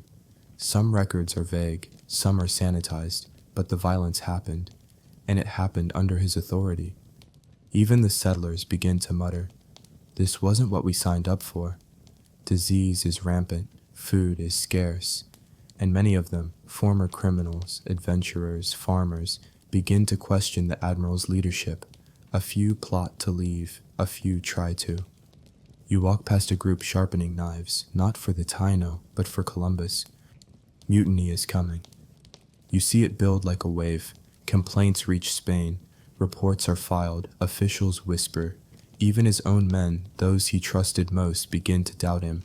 The man who once commanded 17 ships now finds himself questioned, mocked, undermined. He paces more, sleeps less, talks to himself. You read his journals. There's desperation in the margins, mentions of omens, of betrayal, of divine punishment. He still believes he's chosen, that every setback is a test. But you can tell he's slipping. One day, he orders a brutal raid on a village that missed its tribute. You follow the march, flames rising behind you, screams like birds fleeing the trees. He calls it justice. You call it vengeance. And the worst part? It still doesn't bring the gold. Just more blood, more silence, more loss. You sit beside a river, watching fish swirl in lazy circles. A Taino woman sits near you, holding the woven band of her now dead husband. She doesn't cry. She hums, a low, steady sound that wraps around your spine. It's a song of mourning, but also memory. You ask her what it means. She answers, "He'll live as long as I speak his name." And that's when you understand something deeper. Conquest isn't just about land. It's about memory. And who gets to keep it? Columbus still holds the title, still signs his name with flair, still writes letters soaked in self-importance. But out here, on the edges of his collapsing dream, you see the truth more clearly than ever. Discovery was just the beginning. Control was the goal. And now, the whole thing is starting to eat itself. The chains clink louder than the bells. You stand on the deck of a ship anchored off Santo Domingo, watching as a group of Spanish officials row ashore. Their faces are tight, their eyes hard. These aren't adventurers. These are auditors, sent by the crown. And today, they've come for Columbus. The admiral greets them like old friends, arms open, smile forced. But you know what's behind that smile. Sleepless nights, growing paranoia, whispers among the men, letters, so many letters sent back to Spain, painting him not as a hero but as a tyrant. And for once, the crown listens. You trail behind them as they walk through the colony, They speak to settlers, priests, even shackled Tainos. They take notes, compare testimonies. Their eyes darken as the list of offenses grows. Extortion, brutality, hoarded supplies, secret punishments. Not even the gold matches the reports. And then comes the final straw. Mutiny within the Columbus family itself. Yes, even his own brothers, left in charge during one of his many absences, have made enemies. Francisco, Diego, they ruled like petty kings, quick to punish, slow to deliver. Floggings, executions, and worst of all, they still believed they were untouchable. Mainstream historical fact. In 1500, after multiple investigations and escalating complaints, the Spanish crown sent Francisco de Bobadilla, a royal commissioner, to arrest Columbus and his brothers. All three were shipped back to Spain, in chains. You were there the day it happened. It's early morning. A hush settles over the port. The admiral is led to the ship, wrists bound with iron. His once pristine uniform is stained. His beard is untrimmed. But he doesn't resist. He holds his head high, jaw clenched, not defiant, but wounded, as if betrayal was worse than exile. He passes you, eyes flicking sideways. You see it in them, disbelief, not at his fall, but at their ingratitude. He still thinks he gave Spain the world, and now they're returning the favor with chains. He doesn't cry, but his silence screams. And here's your quirky tidbit. During the voyage back to Spain, Columbus refused to remove the chains. Even when the captain offered, he wore them the entire journey as a symbol, a performance, a piece of theater that said, "Look what they did to me." Later, he'd even request they be buried with him. You sit with him one night in the ship's hold, the lantern flickering like a dying star. "They said I was chosen," he mutters. You say nothing. "I gave them kingdoms. I showed them paradise." You try to speak, but what's left to say? Because the truth is, he didn't discover paradise. He fractured it, and now even his own dream is turning to dust in his hands. Historians still argue whether Columbus was a misunderstood visionary or a deeply flawed opportunist. Some point to his ambition, his navigational skill, his refusal to quit. Others point to the bodies, the silence, the arrogance that drowned 1,000 names beneath the waves. Back in Spain, you watch him kneel before the monarchs, not with gifts this time, but excuses, pleas, half apologies wrapped in righteousness. He blames his enemies, the settlers, the crown's lack of support, the wildness of the land. He never blames himself. Ferdinand frowns. Isabella stares past him. The chains are removed. Technically, he's free, but he will never govern again. You follow him into the streets afterward. People still recognize him. Some cheer, some jeer. He walks like a ghost of his former self. Not defeated, not humbled, just uninvited. He will make one more voyage, he says, one more shot at finding Asia. You nod. You already know how it ends. But to hear, in this moment, you feel the weight of the fall. The man who changed the world, undone by his own invention. And the colony? Still there, crumbling but there, with new governors, new rules. The Taino resistance continues, quiet but fierce. You walk the jungles and see hidden gardens, secret villages, whispered songs. The people haven't disappeared. They've just learned to hide in the folds of history. And now, the Admiral of the Ocean Sea is just another name in a royal ledger, a file stamped and filed away. The sea rolls outside the city, indifferent, endless. You wonder if it ever cared who tried to claim it. It's quieter now, quieter in a way that feels unnatural, like the stillness after a storm that didn't just pass. It moved in. Columbus is back on land, but not as a hero.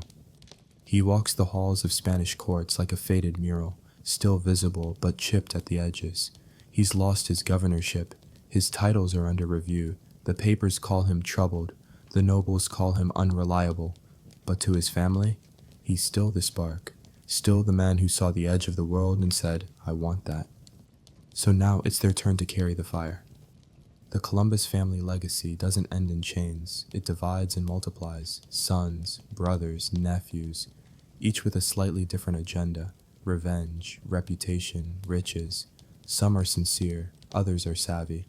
and none of them are willing to let the name fade. You follow them like shadows. First, there's Diego Columbus, the admiral's eldest son, young, well-mannered, raised not on decks and storms, but in courtly circles, the kind of boy who uses ink more than swords.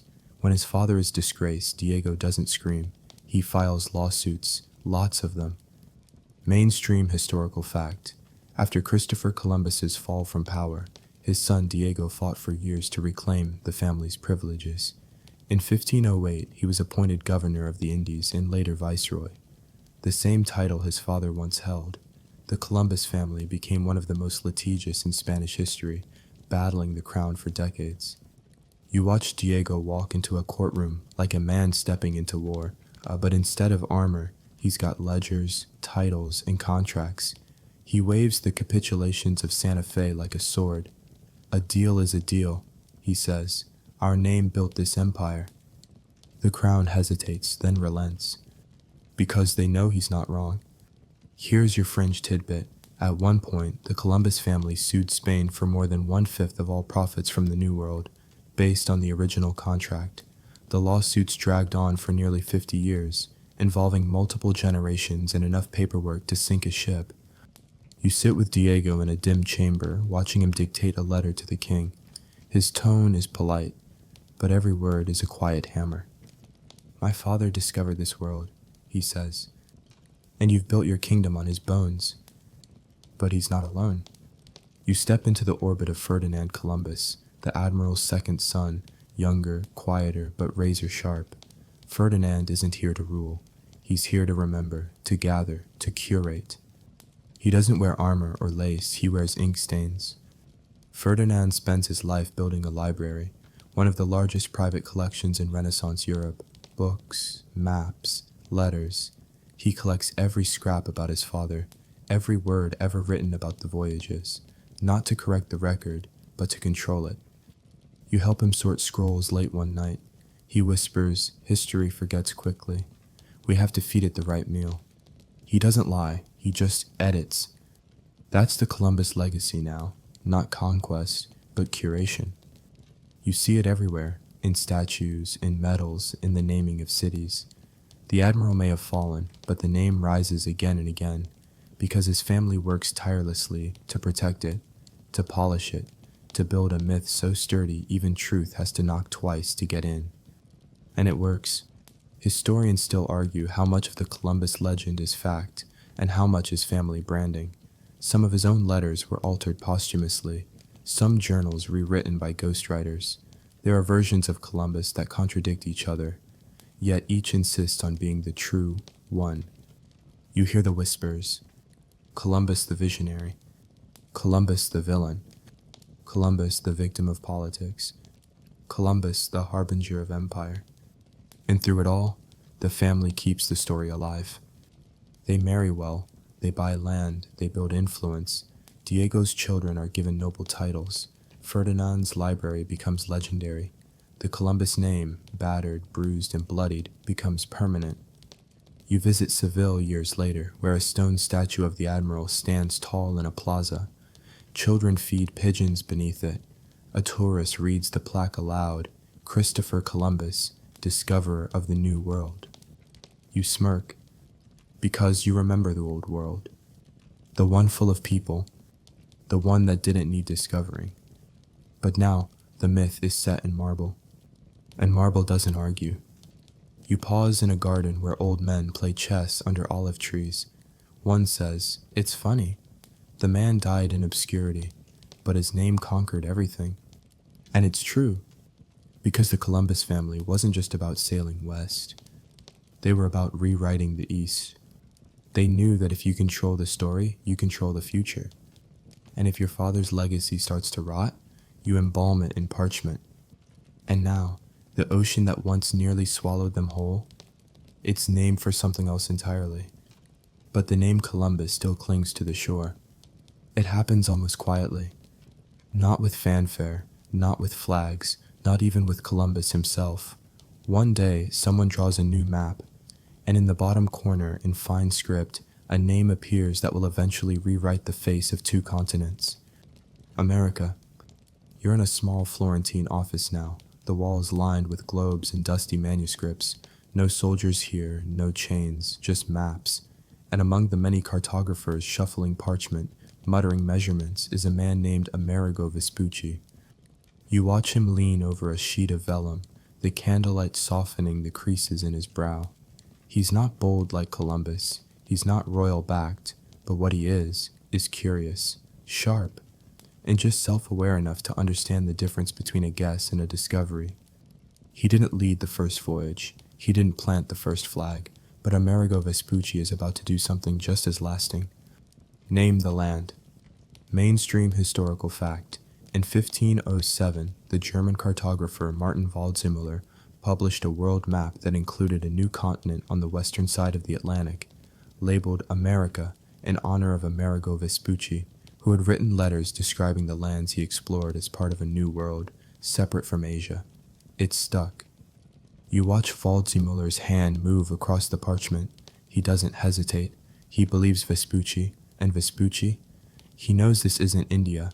He's seen the coastlines. He's observed the stars.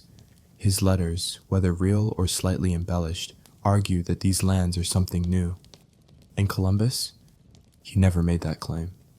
Even on his deathbed, he insisted he'd reached the Indies, that Chipangu and Cathay were just over the next hill, that the rivers of gold were just hidden behind the jungle.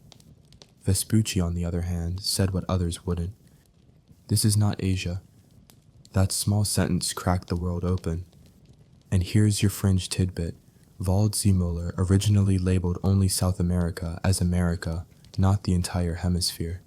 But as more maps were drawn and more errors repeated, the name spread north. Soon, the word covered the whole unknown, even places Vespucci never visited. You walk into a printer's shop in Strasbourg a few years later. The new maps are everywhere, elegant, beautiful, and in bold ink across the western lands. America. You blink. No mention of the Taino. No mention of Kaunabo. No mention of the millions who were here before either Vespucci or Columbus ever sailed. Just a name. A name not given by the people. A name that ignores the names they already had. Historians still argue whether Vespucci wrote all the letters that bear his name. Some believe they were ghostwritten. Some say they were strategically embellished. But it doesn't matter. The name stuck. Because history favors the printable, not the truthful. You watch the word America spread like ink in water, onto coins, into speeches, across flags. It becomes a symbol, a myth, a destination, a dream. And Columbus? He becomes a footnote. For a time. But, oh, how ironic it is. The man who set the sails, who defied the maps, who begged to be remembered, doesn't even get naming rights. You sit at his grave in Valladolid in 1506. It's quiet, no crowd, no parade, just a worn stone and the thick silence of legacy. He died still believing he found Asia, still calling the people Indians, still certain the crown owed him more. You sigh, because you know what's coming. The centuries will turn, the myths will grow, statues will rise, school books will simplify, and 2 continents will carry the name of the man who said the quiet part out loud. This is new, but not empty.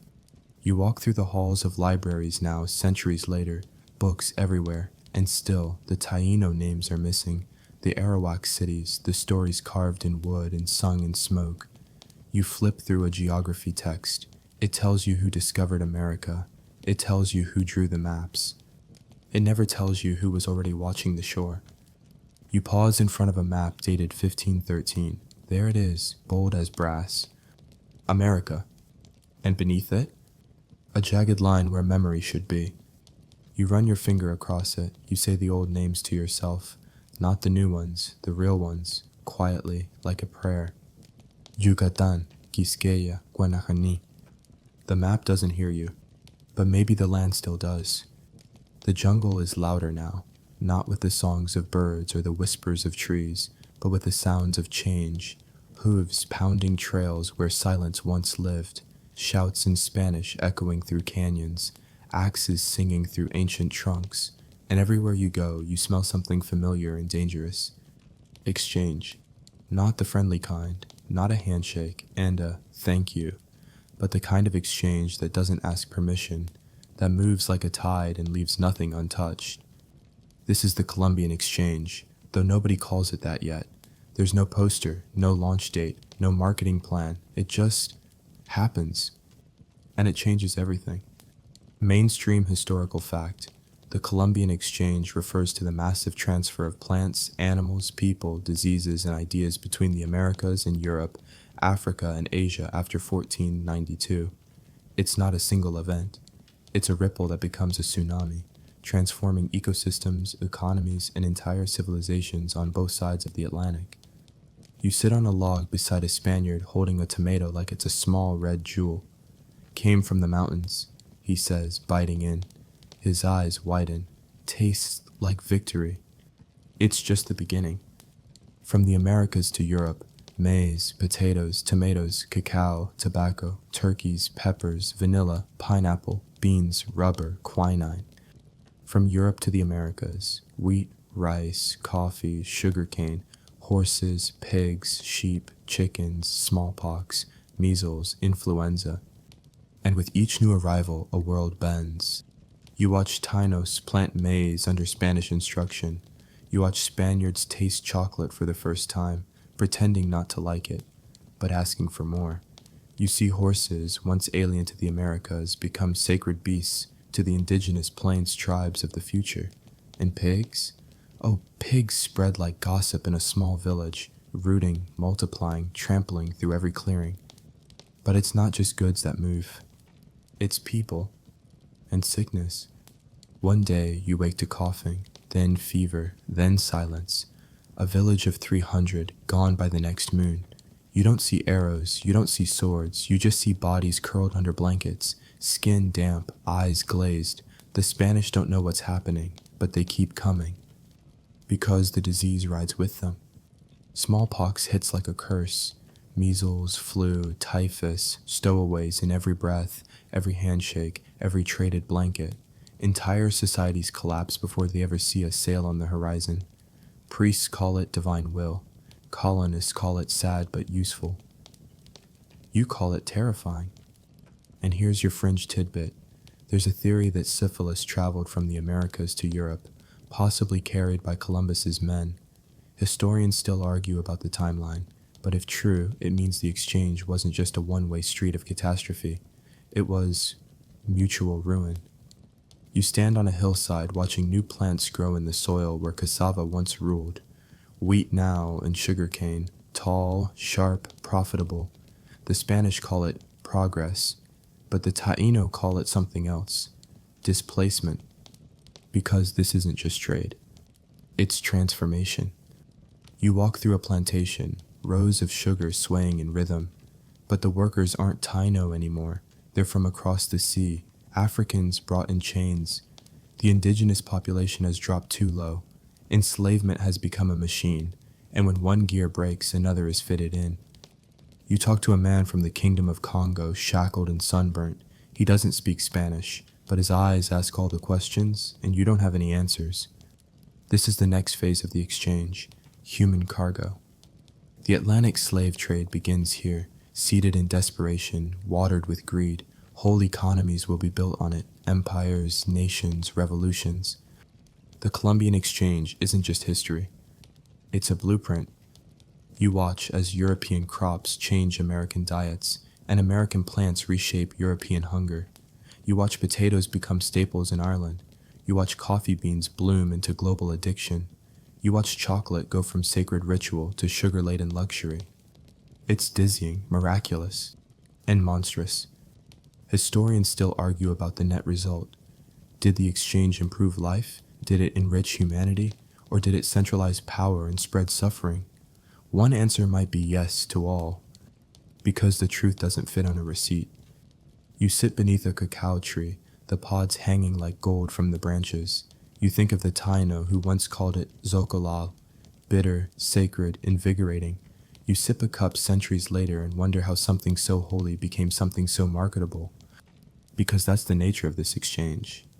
It doesn't ask what something means. It asks what something's worth. You walk along the beach and the waves sound different now. Not because the sea has changed, but because the world behind you has. This isn't exploration anymore. It's absorption. Everything gets taken, folded, packaged, sold.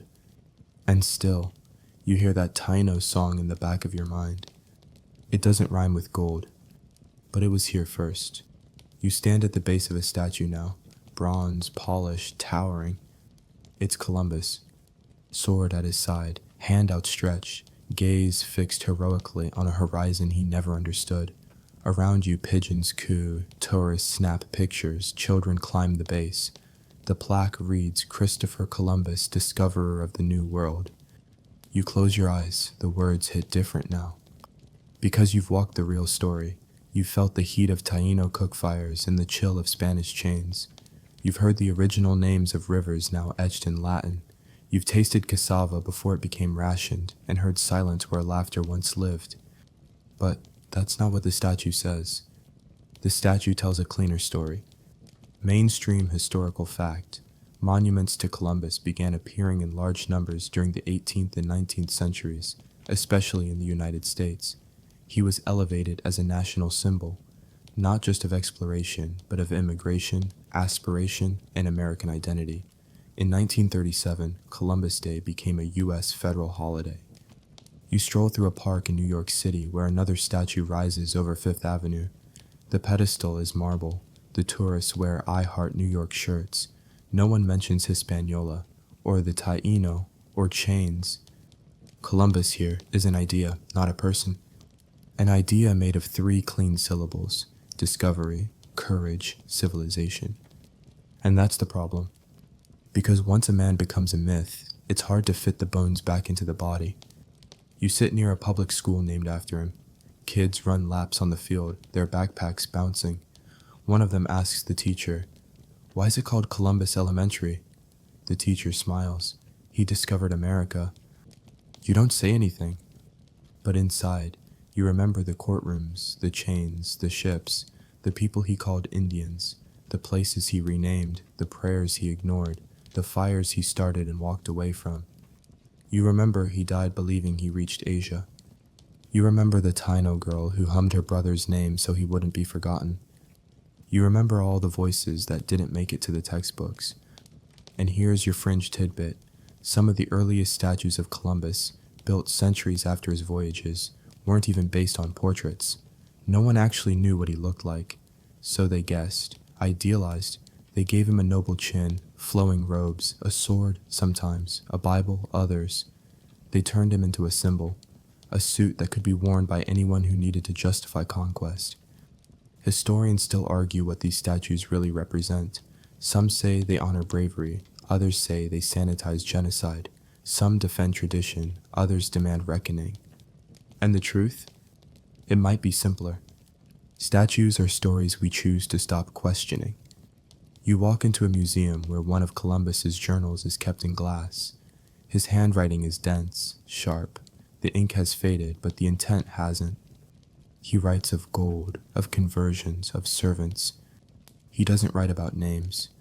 He doesn't ask how they mourn. He doesn't seem to wonder what he's interrupting.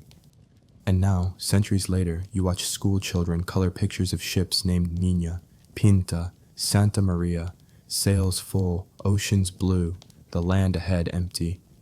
It's not cruelty, it's habit. You meet a young woman holding a protest sign near one of the statues. It reads, "We remember they were already here."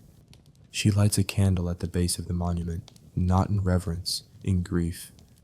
You sit beside her, neither of you speaks for a while.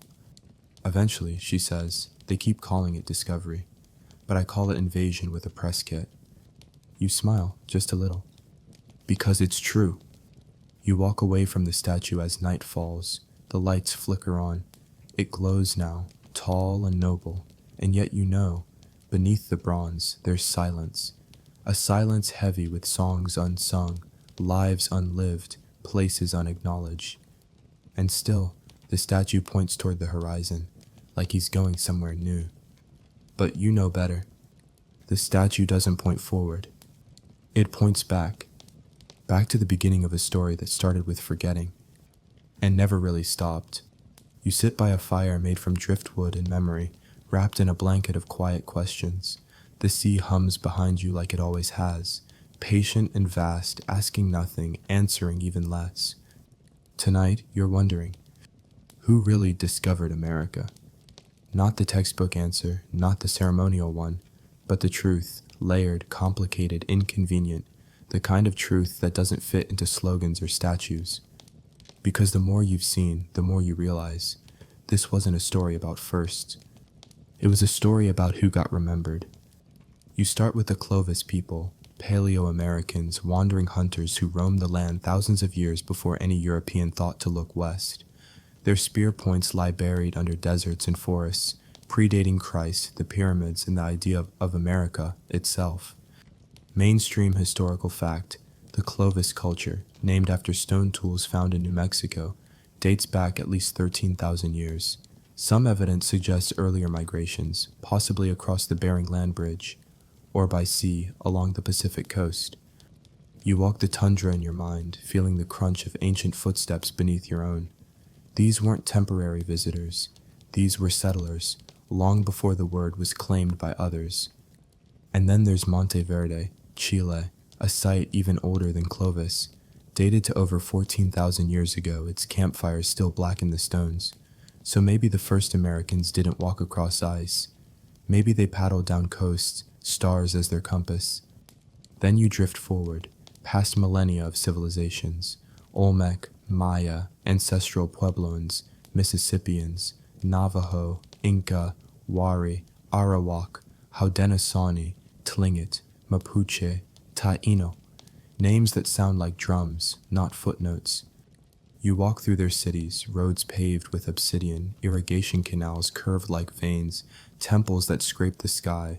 You sit in plazas where mathematicians mapped stars and healers crushed herbs, and stories pass between generations like torches. And here's your fringe tidbit. Long before Europeans claimed medicine, Amazonian peoples used hundreds of plants still being studied today. Some of them knew more about the rainforest's cures than modern pharmaceuticals do.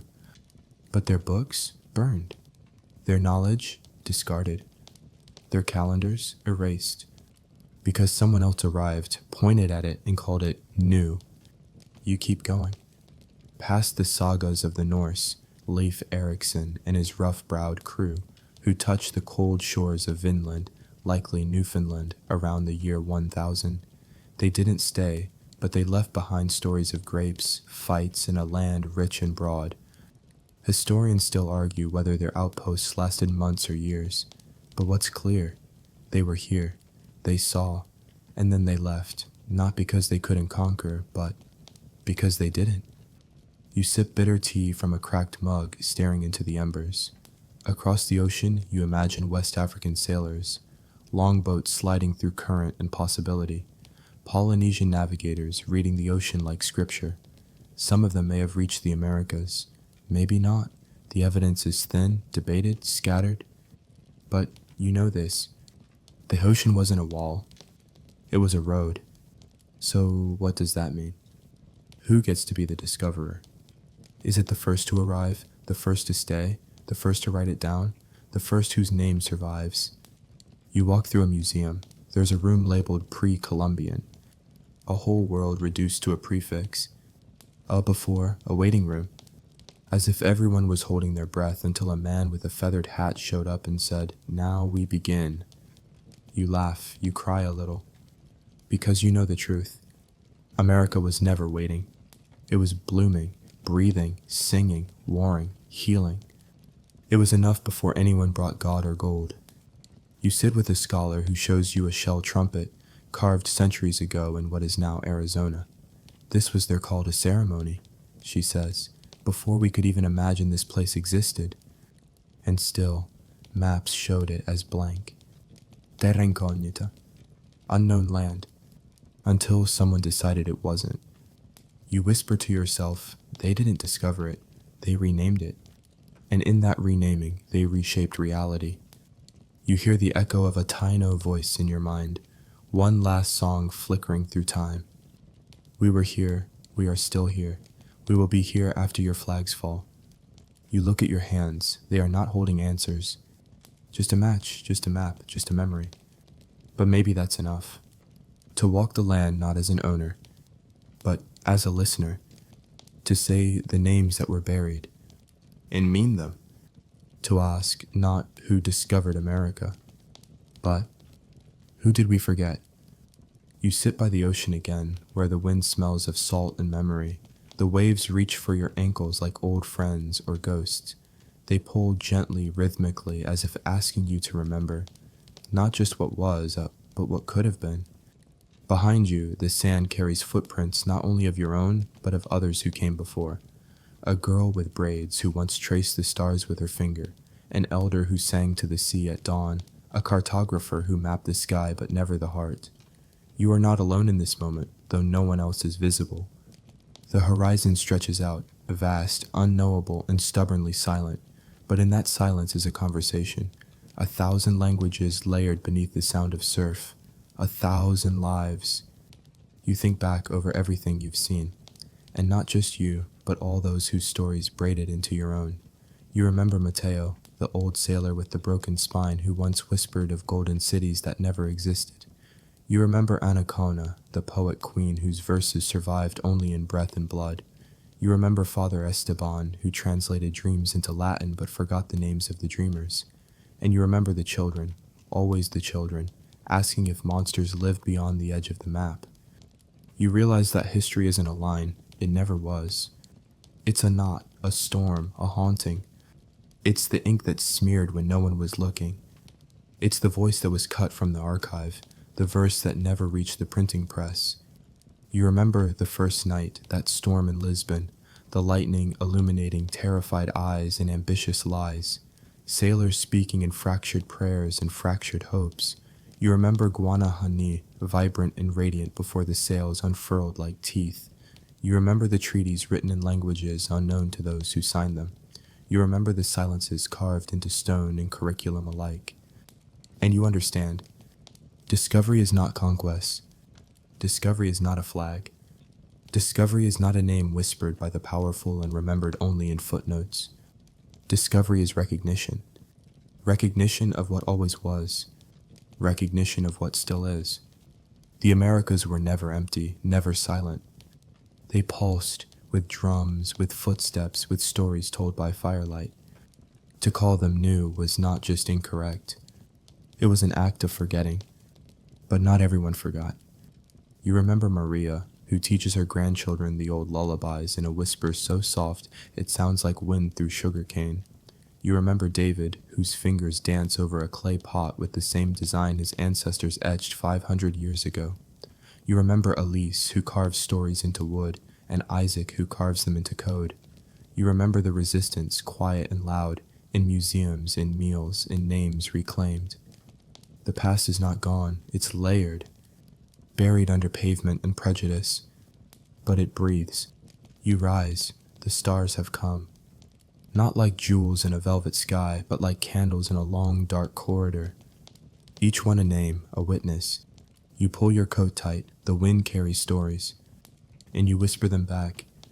Yucatan, Quisqueya, Tenochtitlan, Arawak, Mapuche, Zapotec, Tlali. You no longer whisper alone. Behind you, the girl with the braids has returned. She draws constellations in the sand. Beside her, a man with silver hair hums a tune older than borders. Farther down the shore, someone plants seeds by moonlight. Another gathers herbs while a murmuring prayer is no longer illegal.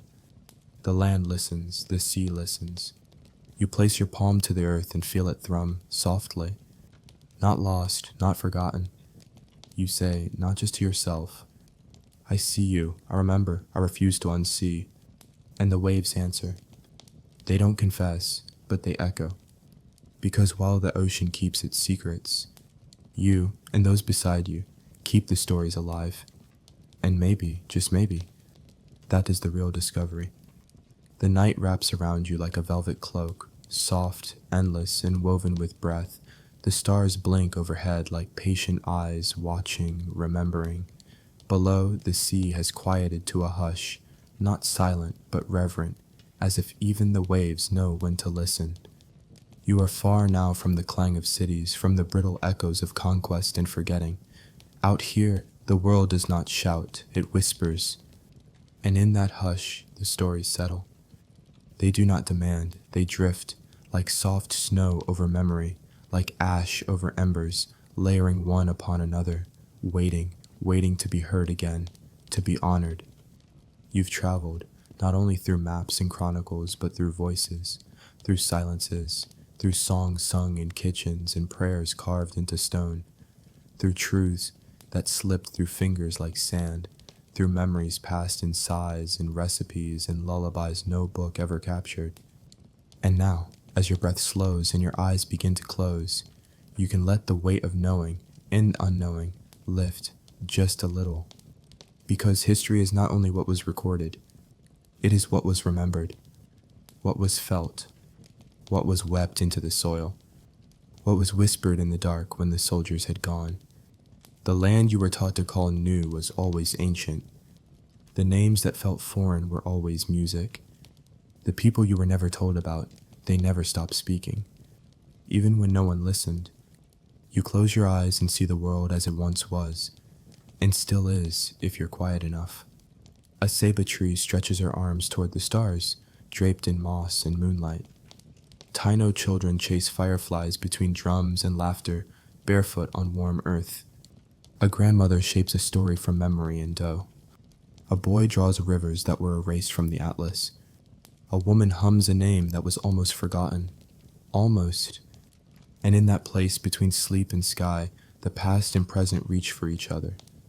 Not with thunder, not with fire, but with the softest thing of all, recognition.